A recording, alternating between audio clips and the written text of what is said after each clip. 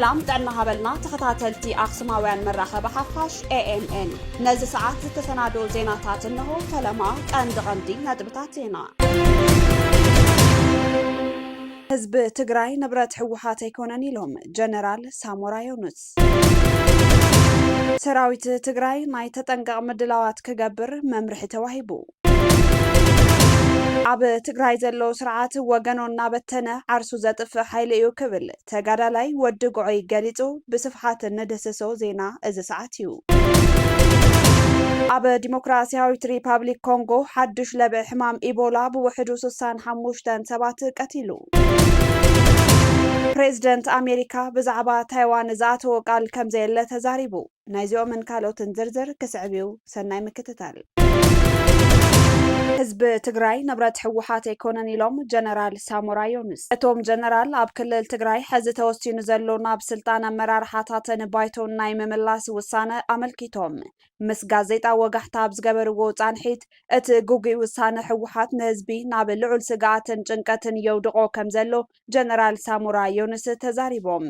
ጀነራል ሳሞራ ቀጺሎም መኸተ ካብ ስምምዕ ፕሪቶሪያ ንድሓር ተዛዚሙ እናሃለወ ኣመራርሓታት ሕወሓት ግን ክሳብ ሕዚ ኣብቲ ክልል ዝጥቀሙሉ ዘለው ስልቲ ኣብ መኸተ ኢና ዘለና ዝብል ቃል ንልምዓት ወይ ንሰላም ዘይኮነስ ስልጣን ንምዕቃብን ካብ ተሓታትነት ንምህዳምን እዮም ዝጥቀሙሉ ድማ ኢሎም ህዝቢ ትግራይ ናይ ሕወሓት ንብረት ኣይኮነን ፖለቲከኛታት ንናይ ባዕሎም ስልጣን ኢሎም ህዝቢ ናይ ምምራጽ መሰሉ ይዕፍንዎ ኣለው እቲ ውሳነ ንውሕዳት ጥራሕ ዝውክል እዩ ብሽም ህዝቢ ትግራይ ተባሂሉ ዝተመሓላለፈ ውሳነ ካብ 100 ብዘይበልጡ ሰባት ዝተወሰነ ምዃኑ ዝገለጹ እቶም ጀነራል እዚ ውሳነ እዚ ብጣዕሚ ሕማቕን ኣብ ውሽጢ ዓዲ ይኹን ኣብ ወጻኢ ዝርከብ ትግራዋይ ዘጨነቐ ውሳነ እዩ ክብሉ ድማ ገሊጾም እቲ ውሳነ ብፍላይ ቀደም ከበለ ጊዜያዊ ምምሕዳር ዝመርሑ ዝነበሩ ኣይተ ጌታቸው ረዳ ውዲት ክሕሰብ ዝጸንሐን ሕዚ ድማ ኣብ ልዕሊ ሌተናል ጀነራል ታደሰ ወረደ ይቕጽል ከም ዘሎ በመጥቃስ እዚ ኣካይዳ እዚ ንሳቶም ናብ ስልጣን ዝመጽሉ መንገዲ ንምምችቻው ክሕግዞም ዝጥቀምሉ ስልቲ እዩ ክብሉ ድማ ገሊጾምዎ ሕዚ ኣብ ትግራይ ዝረአ ዘሎ ፖለቲካዊ ምንቅስቓስ ቀንዲ ዕላምኡ መንግስቲ ፌደራል ዘካየዶ ሃገራዊ ምርጫ ንምዝራግ ዝዓለመ ክኸውን ከም ዝኽእል ብምጥቃስ ህዝቢ ትግራይ ንዝሓለፉ 7-8 ዓመታት ናይ ምምራጽ መሰሉ ተዓፊኑ ምጽንሑ አዘኻኺሮም ኣብዚ ቅነ ናብ ፕሬዝደንትነት ተመሊሰ ዝበሉ ዶክተር ደብረጽዮን ገብረ ሚካኤል ኣብ ትግራይ መረፃ 2018 ዓ.ም ከም ዘይህሉ ገሊጾም እዮም ከም መብርሂ ዶክተር ደብረጽዮን 45 ሚእታዊት ግዛት መሬት ትግራይ ኣብ ኢድ ወረርቲ እዩ ዘሎ ተመዛበልቲ ኣይተመለሱን ብሓፈሻ ኣብ ናይ ህልውና ሓደጋ ኢና ዘለና መረፃ ኣይካየድን ዝበሉ ኮይኖም እቲ ምምላስ ዝተወዘፈ መንግስቲ ዳ ካብ 45 ሚእታዊት ኣብ ትሕቲ ወረርቲ ዘሎ ህዝቢ ወፃኢ ከመይ ተመሊሱ ንዝብል ሕቶ ግን ኣይመለሱን ኣብዚ ዛዕባ መብርሂኦም ዝቐጸሉ ጀነራል ሳሞራ ድማ ሕዚ እውን መንግስትነትና መሊስና ወይ ናብ ናይ ቀደም ኩነታትና ተመሊስና ዝብል ውሳነ ሕወሓት ብመንግስቲ ፌደራል ይኹን ብሕገ መንግስቲ ተቐባልነት ዘይብሉን ሓደገኛ ኣካይዳን ምዃኑ ገሊጾም ጀነራል ሳሞራ ናይቲ ክልል ጀነራላትን ላዕለዎት መኮንናትን ኣብ ስልጣን ክጸንሑ ዝደልዩ ስልጣን ስለ ዝፈትው ጥራይ ዘይኮነስ ኣብ እዋን እቲ ኩናት ንዝጠፍአ ህይወት ሰብን ንብረትን ተሓታትነት ስለ ዝፈርሑ ምዃኑ ገሊጾም በዚ መሰረት መንግስቲ ፌደራል ነቲ ጉዳይ ብህድኣትን ብብስለትን ክፈትሖ ከም ዝግባእ ብምሕባር ናይቲ ክልል ጀነራላትን ኮሎኔላትን ይኣኽለና ብምባል እቲ ሰራዊት ናብ ዲዲአር ተሃድሶ ከኣቱ ብምግባር ፖለቲከኛታት እውን ስልጣን ክለቁ ጸቕጢ ክግበር ጻውዒት ኣቕሪቦም እቲ ዝተፈረመ ስምምዕ ሰላም ንህዝቢ ዕረፍቲ ይህብ እዩ ተባሂሉ ተጽቢት እንተተገበረ እኳ ሕዚ ዘሎ ናይ ስልጣን ቅርቅስ ንህዝቢ ናብ ዝገደደ ጭንቀት የእትዎ ከም ዘሎ ዝገለጹ ጀነራል ሳሞራ ህዝቢ ትግራይ ካብ ዝንላዕሊ ነዞም ኣመራርሓታት ክዕገሶም ከም ዘይብሉን ሓድሽ ስርዓት ክጠልብን ኣተሓሳሲቦም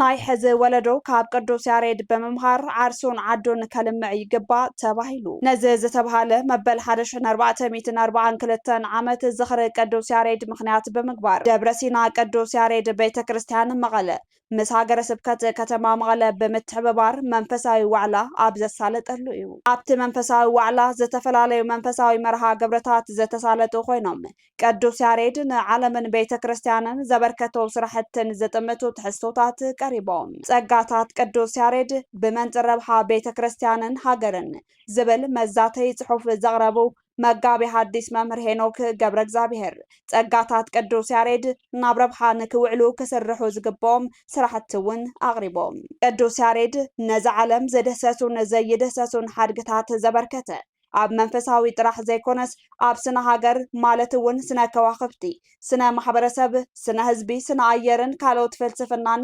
ተመራማርን ቀማርን ከም ዝነበረ ተገሊጹ። መጋቢ ሐዲስ መምህር ሄኖክ እንትቕጽሉ ቅዱስ ያሬድ ንሓድሽ ወለዶ ካብ ዘምህሩ ተስፋ ፍቕሪ ሃገር፣ ስለ ሰላም ምስባኽ፣ ጽንዓት፣ ሕድገት ንመምህሩ ዘይምቕያም ሓቦን ጥንካረን ከምኡውን ልዑል ናይ ምስትውዓል ክእለትን ብምዃኑ ናይ ሕዚ ወለዶ ካብ ቅዱስ ያሬድ ብምምሃር ዓርሱን ዓዱን ከልምዕ ከም ዝግባእ ኣገንዚቦም። ቅዱስ ያሬድ ናትና እዩ ካብ ምባል ዝሓለፈ ንቅዱስ ያሬድ ዝምጥን ስራሕ ምስራሕ እዩ ዘድሊ ኢሎም መጋቢ ሐዲስ መምህር ሄኖክ ሰራዊት ትግራይ ናይ ተጠንቀቕ ምድላዋት ክገብር መምርሒ ተዋሂቡ። ሱዳን ወታደራዊ ምድላዋት ተካይድ ከም ዘላ ተገሊጹ። ሱዳን ኣብ ልዕሊ ኢትዮጵያ ጥንኩር ወታደራዊ ምድላዋት ትገብረሉ ዘላ ምኽንያት ኢትዮጵያ ብሓገዝ ሰብ ኣልቦ ነፈርቲ ኢማራት ዓረብ ካብ ኢትዮጵያ ባህር ዳር ተበጊሰን መዕርፎ ነፈርቲ ሱዳን ብኸቢድ ምድብዳብን ስዒቡ ሱዳን ዓጻፋዊ ግብረ መልሲ ከምትህብ ምሕናያ ዝዝከር ኮይኑ ኣብዚ እዋን ጥንኩር ወታደራዊ ምድላዋት ምግባራ ጸብጻባት ሓቢሮም። ነቲ ደብዳብ መዕርፎ ነፈርቲ ሱዳን ብኢዳታውነት ኢትዮጵያ ከም ዘይተፈጸመ ዝገለጸት ኢትዮጵያ እኳዳስ ሕወሓት ምስ ናይ ደገ ሓይልታት ሸሪኹ ኣብ ልዕሊ ኢትዮጵያ ጥቕዓት ንምፍጻም የዳለሎ ክትብል ከሲሳ። ኢትዮጵያ 14 መጋቢት 2018 ዓ.ም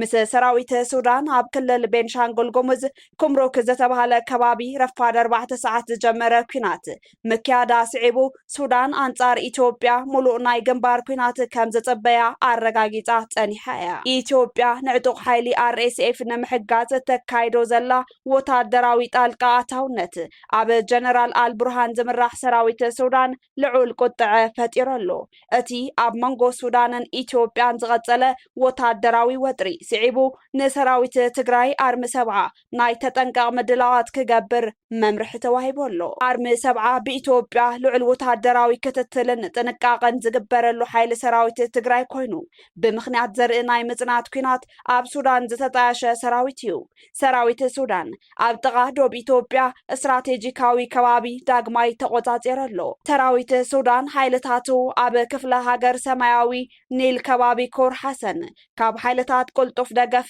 ከም ዝመንዝዕን ነቲ ስትራቴጂካዊ ከባቢ ተቆጻጺርዎ ከም ዘሎ 7 ጉንበት 2018 ዓ.ም ገሊጹ። እቲ ሰራዊት ኣብ ዘውጽኦም መግለጺ ምስ ሓይልታት ቁልጡፍ ደገፍን መሻርክቶምን ዝበሎም መንቅስቓስ ሓርነት ህዝቢ ሱዳን ሰሜን ድሕሪ ዝተኻየደ ከቢድ ውግእ ነቲ ከባቢ ከም ዝተቆጻጸሮ ኣፍሊጡ። ኣብ ልዕሊ እቶም ዓመጽቲ ዝበሎም ምልሻታት ከቢድ ጉዳትን ክሳራ ናውትን ከም ዘብጽሐውን ኣብ መግለጺኡ ሓቢሩ። ሰራዊት ሱዳን ነታ ናብ ዶብ ኢትዮጵያ ዝቐረበት ከተማ ክርሙክ ዳግማይ ንምቁጽጻር ዝገበሮ ሓያሎ ኩናት ጂኦ ስትራቴጂካዊ ኣገዳስነት ብምህላው እዩ ክብል ገሊጹ። ብሰንከቲ እናሓየለ ዝኸይድ ዘሎ ግጭት ካብ ሓያሎ ከባብታትን ከተማታትን ክፍለ ሃገር ሰማያዊ ኒል ብኣሽሓት ዝቁጸሩ ሰባት ከመዛበሉ ከም ዝኽኣሉ ጸብጻባት ይሕብሩ። እቲ ጂኦፖለቲካዊ ቅርቅስ ዘስዕብ ዘሎ ኩናት ሱዳን ንሰራዊት ትግራይ ኣርሚ 70 ኣብ ተጠንቃቕ ክጸንሕ ገይርዎ ከም ዘሎ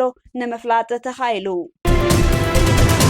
ፕሬዚደንት ኣሜሪካ ብዛዕባ ታይዋን ዝኣተወ ቃል ከም ዘየለ ተዛሪቡ። ቢቢሲ ሒዝዎ ኣብ ዝወፀ ሓበሬታ ከም ዘመላኸቶ ናይ ቻይና ዕጆቶም ዘዛዘሞ ፕሬዚደንት ኣሜሪካ ብዛዕባ ታይዋን ዝኣተዎ ቃል ከም ዘየለ ተዛሪቦም ክብል የረድእ። ኣብ ቤጂንግ ናይ 2 መዓልቲ ወግዓዊ ምብጻሕ ዘካየዱ ዶናልድ ትራምፕ ምስቲ ዓብይ መራሒ ክብሉ ዝነኣድዎ ቻይናዊ መዘንኦም ሺ ጂንፒንግ ብዛዕባ እቲ ጉዳይ ብዙሕ ከም ዝተዛረቡ ካብ ምግላጽ ሓሊፎም ዝርዝር ሓበሬታ ኣይሃቡን። እታ ቻይና ኣካለየት ትብላ ብቴክኖሎጂ ዝማዕበለት ደሴት መሓዛ ኣሜሪካ ምዃና ይፍለጥ። እቲ ኣቓልቦ ዓለም ስሒቡ ዝቐነየ ርክብ መራሕቲ ናይ ናይ ክልቴን ሓያላት ሃገራት ዓለም ዘይ ከምቲ ትጽቢት ዝተገበረሉ ብዘይ ዓበይቲ ስምምዓት ተወዲኡ ዘሎ ይብል እቲ ዝወፀ ጸብጻብ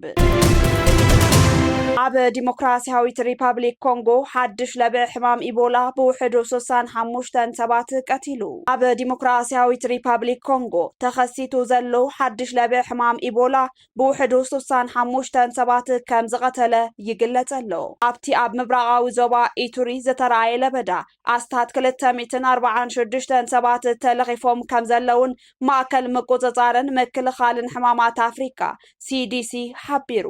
ነተወከልቲ እቲ ሃገር ከምኡውን ጎረባብታ ዝኾና ዩጋንዳን ደቡብ ሱዳንን ዘሳተፈ ህጹጽ ኣኼባ ክግበር ጸዊዑ ምህላው እውን እቲ ትካል ኣብ ዘውፅኦ መግለጺ ጠቒሱ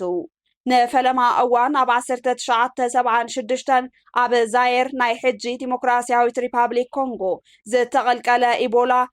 ካብ መንካዕ ለኻኺቶ ዝተበገሰ ምዃኑ ዝእመነሉ ሕማም ኢቦላ ኣብ ዝሓለፈ 50 ዓመታት ኣብ ሃገራት ኣፍሪካ ጥራይ ኣስታት 15,000 ሰባት በቲ ሕማም ምሟቶም ቢቢሲ ጸብጺቡ ሕዚ ድማ ብትንታነ ናብ እንሪኦ ዛዕባ ክነብለኩም ኣብ ትግራይ ዘሎ ስርዓት ወገኖ እናበተነ ዓርሱ ዘጥፍእ ሓይሊ እዩ ክብል ተጋዳላይ ወዲ ጉዑይ ገሊጹ ኣብ ትግራይ ዝተፈጠረ ስርዓት ሕማቅ ከም ንቡር ገይሩ ዝርኢ ወለዶ ዝፈጠረ ናይ መሪሕነት ውድቀት እዩ ዝበለ ተጋዳላይ ወዲ ጉዑይ ተጋሩ ብሰንኪ ፖለቲካዊ መሪሕነት ተበቲና ኢና እንትብል ምስ ኮርነር ፕረስ ኣብ ዝነበረው ጻንሒት እዩ ተጋሩ ብሄራዊ ዕርቂ የድልየና ክብል ድማ ገሊጹ ኣብ ትግራይ ዘሎ ፖለቲካዊ ኣካይዳ ኣብ ዓርሳዊ ምሽማይ ዝተጸመደ እዩ እዚ ድማ ውልቃዊ ረብሓ ዘገድሶ ወለዶ ክህሉ ዝገበረ ስርዓት ሃኒጽና ድሕሪ ምባል እንትቕጽል ትግራይ ዝሃነጽና ስርዓትስ ንኸልቆታ حيلنا نبتنه شبات النبلا شوي حيل النبتنه عم ودعتها بعد الطف سرعتي زي اللي رفضني كلت عمد كما إلا تقتلنا تجارو تقتلنا مدد كم بيهر كم تجارو ذكر اللون هلا تفتكر إني هنا تعط ودعتها بعلو ندخلنا تعز بالله يجزل سو حيز الطف نتعرف يلا حزو قاليو عبتي تبالا شو هنا تعط كوينو كنبر كم زخل زحسيو إلى أن يجمد من ما رأيك على عندي عاد زخافة واجا زخاف السخون يغلي ما قد هاخل شيء جيجا عند خوينو مودة حقيقة ما قد هاخل شيء ما قد نبغى جواب تو نبصر بزوج ست خوينو مودة أتها نبغى أتها مسبارية سلته تقرأي تفوتيرني إيه سرعات خيدو زي نور كم نور غير زوسد نحاتيات كم تخكل غير تقبل زنبر نتميت نخفاء نسويلك بخميلك كرتتنا لك منوار قبل غير زرقي تخالص سناي نغير دما هاي المهرف ويل زنبر حرس فتيرنا تفوتير مزي عليو ملكعة حزا تمسبي ترفنا إلنا وقدس نغير ذا تصاحي يلا ኣብ ትግራይ ስርዓት ኣይሃነጽናን ተጋሩ ክሳብ ሕዚ ዝመጻናዮ ጉዕዞ ቃልስን ህልኽን ኣይዕወተናን ከም ተጋሩ ሓድሽ ምትዕርራይ ክግበር እናተገበአ ብሓይሊ ዝግበር ዓይኒ ዕሙተይ ጉዕዞ ሒዝና ምስ ንኸይድ ጉጉይ መንገዲ እዩ ክብል ድማ ይገልጾ ኩሉ ሸዓነ ደጋጊ መዛረብ ወደ ነገረካ ደብረጽዮን ይኹን መንጀሪነት ይኹን ካልእት ይኹን ኩሉ ሳብ ሕዚ ብጽቡቕ ይኹን ብሕማቕ መጺና حزب وجبت كنيك علنا سقم ذلي يمثل تنقرنا اللهم سلس وانا كم ينخيد السي أنت بسوي لم تصغروا تزهون متعر راجيرا صقعت زبلو متشلم بخبر من ورو حزي بزي يخون ما قد هلا خيرك ودكت ناطق عسكر موداتها تفاتيها استراتيجية مرحلة إهابنان استراتيجية مرحلة بزي ما هنا استراتيجية ودكت بس حنا تو هاي الحاجة بجمعك تودع بحرية متعرّع تكبرني روح من دامه استراتيجية مرحلة من هو تعينة توداوي هذا تو هاي لا متعرّع تكبرني استراتيجية ودكت بس حنا استراتيجية مرحلة بزي ما هنا الكات تاكل استراتيجية وعنوان استراتيجية وطفات تودع ምድሓን ተጋሩ ዘይደልዩ ብኩናትን ዓመፅን ዘጠሓለት ተሓሳስባ ዘለዎም ውልቀ ሰባት ኣብ ትግራይ እንተሃልዮም ንዓቶም እውን ሒዝኡ ዝጠፍእ እቲ ኣብ ትግራይ ዘጋጥም ሓደጋ ስለዚ ተጋሩ ሙሉእ ፖለቲካዊ ምትዕርራይን ዕርቅን ክገብሩ ኣለዎም ዝብል መርገጽ ዘለዎ ተጋዳላይ ወዲ ጉዑይ ጉጉይ ፖለቲካ ምጽላእ ሰባት ምጽላእ ጌርካ ዝርአ ኣካይዳ ተጋሩ ክውቅዑን ክግለሉን ዝገብር ኣካይዳ ብሃይማኖት ብፖለቲካ ብገንዘብ ኣየጽገንን ብሱር በቆል ዕርቂዩ ክፍታሕ ዘለዎ ድማ ይብል ከም ተጋሩ ከም ብሄር መጀመርያ ምስ ባዕልና ንተዓረቕ ሓንቲ ነገር ኣብ ዘይገለጽኩልካ ንኣብነት ኣነ ዝኣምን ኣብ ትግራይ ብሄራዊ ዕርቂ ዘድሊ ባህሊ ብክድል ብሄራዊ ዕርቂ ዘድሊ እቶም ጎሊኦም ድማ ዝገርሙ እንታይ ምስመን ተባኢሱ እዩ ብሄራዊ ዕርቂ እንታይ ደኣ ብሄራዊ ዘተን ምርድዳእን ናይ ብሄራዊ ዕርቂ መፈጸሚ እዩ ተዓባይ ነገር ሓበዮም ታቆጽሊ ይነግሩኻ ዘተን ምርዳእንማ ናይ ብሄራዊ ዕርቂ ኣጀንዳታት ዛዕባታት እዮም ከም ብሄር ኣብ ውሽጢ ትግራይ ዘሎ ነገር ቁስል ብዙሕ እዩ እተን ውድባት ነንባዕለ ብዙሕ ቁስሊ ኣለዋን ቁስሊ ዝፈጠር ሓይሊ እውን ነይሩ ህወሓት በዓለ ብ3-4 ጉጅለ ኣብቲ ኮይኑ ጌታቸው ይቀተል ዝልተልዩ ኣብዚ ኮይኑ ደብረጽዮን ይቀተል ዝሰብተልዩ ካብዚ ላዕሊ ብሄራዊ ጽልእ ዘሎ እዩ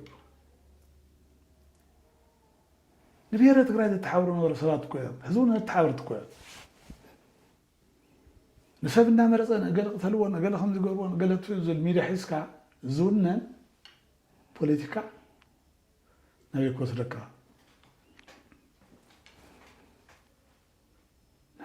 በበይ ጌርካ ናበይ ክትወፅእ ስለዚ ብሄራዊ ዕርቂ ግድን የድሊ እቲ ዘጭበረር ዘሎ ጳጳስ እውን ብኣይ ዝፍታሕ ሕዚ ሰሚዐ እዮም ሓደ ሓደፍቲ ዝዛረበሉ ገሊኦም ሰብቲ ፅምዶ እውን እዮም ዘለው ምሁራት ብሄራዊ ዕርቂ የድሊ ዝብሉ ሰባትስ ወንጀለኛታት እዮም ኢሎም ዝዛረቡ ኣለው ኣነ ድማ ከመይ ዘስቀንሳ